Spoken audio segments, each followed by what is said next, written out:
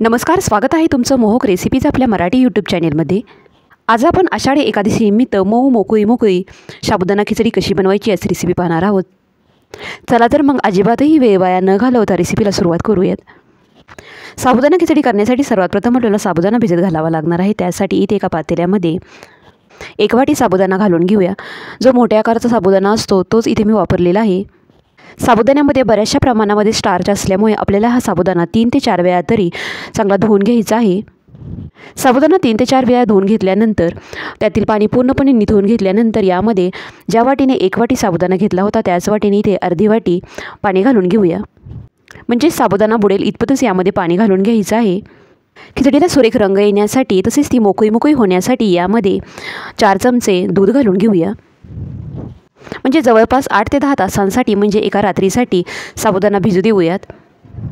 एका रात्रीनंतर साबुदाणा कसा भिजला आहे ते चेक करूया। इथे हा साबुदाणा एकदम परफेक्ट भिजलेला आहे, अजिबातही जास्त प्रमाणामध्ये भिजलेला नाही तसेच तो कमीही भिजलेला नाही। आता हा भिजलेला साबुदाणा पूर्णपणे मोकळा करून घेऊया। साबुदाणा भिजण्यासाठी कमीत कमी 4 ते 5 तास तरी लागतातच। इथे ज्या वाटीने 1 वाटी साबुदाणा घेतला होता त्याच वाटीने इथे अर्धी वाटी ओबडधोबड मिक्सरमधून बारीक करून घेतलेला शेंगदाण्याचा कूट घालून घेऊया। हा कूट अशा प्रकारे साबुदाण्यामध्ये मिक्स केल्यामुळे खिचडी एकदम मोकळी होण्यास मदत होते। आता खिचडी परतून घेऊया। कढईमध्ये थोडंसं तेल टाकून घेतलेलं आहे। तेल थोडंसं गरम झाल्यानंतर यामध्ये थोडेसे शेंगदाणे घालून घेऊया। हे शेंगदाणे चांगले गोल्डन ब्राऊन रंग येईपर्यंत तळून घ्यायचे आहेत।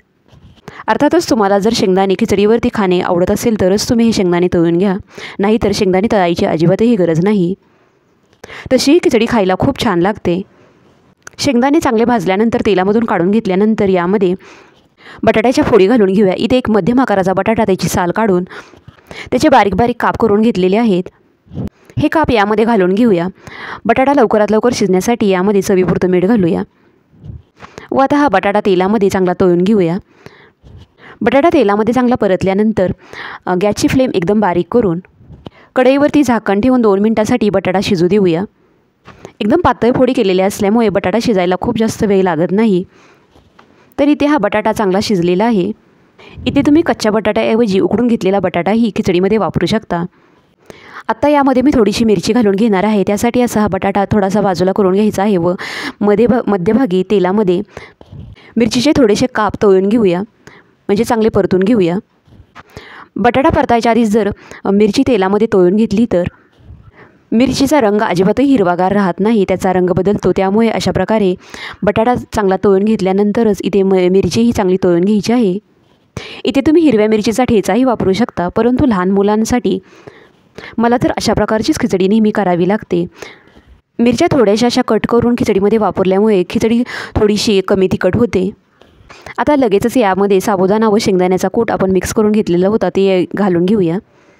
केव्हाही साबुदाणा खिचडी परतताना ज्यावेळेस आपण कढईमध्ये तेल घालतो ते तेल कढईमध्ये एकदम मध्यभागी न होता कढईच्या कडेकडेने सोडल्यामुळे खिचडी अजिबातही कढईला चिकटून राहत नाही व खिचडी कढईला चिकटली नसल्यामुळे खिचडी परतायलाही अजिबातही अडचण येत नाही। आपल्याला ही खिचडी मध्यम आचेवरती चांगली परतून घ्यायची आहे। इथे मी आधीच अर्धी वाटी शेंगदाण्याचा कूट घातलेला होता, परंतु हा मला थोडासा कमी वाटत असल्यामुळे इथे मी परत 2 चमचे शेंगदाण्याचा कूट घालून घेत आहे। खूप जास्त प्रमाणामध्ये सुद्धा खिचडीमध्ये कूट घातला तरीही खिचडी खायला चांगली लागत नाही। आता 2 मिनिट तरी ही खिचडी चांगली एकसारखी हलवून घ्यायची आहे। जवळपास 2 ते 3 मिनिट तरी खिचडी चांगली परतल्यानंतर गॅसची फ्लेम एकदम बारीक करून कढईवरती झाकण ठेवून एक वाफ येऊ देऊयात। 2 मिनिटांनंतर झाकण काढून घेऊया व परत एकदा खिचडी चांगली परतून घेऊया। खिचडी अजून जास्त मऊसूत होण्यासाठी तसेच ती खाताना खमंग लागावी यासाठी यामध्ये थोड्याशा पाण्याचा असा शिंतोडा देऊन घेऊया। अशा प्रकारे पाण्याचा शिंतोडा दिल्यामुळे खिचडी खाताना अजिबातही कच्ची लागत नाही। पाण्याचा शिंतोडा दिल्यानंतर 2 मिनिटांसाठी तरी एक वाफ येऊ देऊयात। 2 मिनिटांनंतर आता खिचडी परत एकदा चांगली परतून घेऊया। तर तुम्ही इथे पाहू शकता मऊसूत व मोकळी अशी आपली इथे खिचडी तयार झालेली आहे। दिसायलाच नाही तर खायलाही अशा प्रकारे केलेली खिचडी अगदी छान लागते। तयार झालेली खिचडी सर्व करूया। तर तुम्हीसुद्धा येत्या आषाढी एकादशीला अशा प्रकारे केलेली साबुदाण्याची खिचडी नक्की करून बघा. पुन्हा भेटूयात अशाच एका नवीन रेसिपीसह. तोपर्यंत घरी बनवलेले पदार्थ खा आणि स्वस्थ राहा.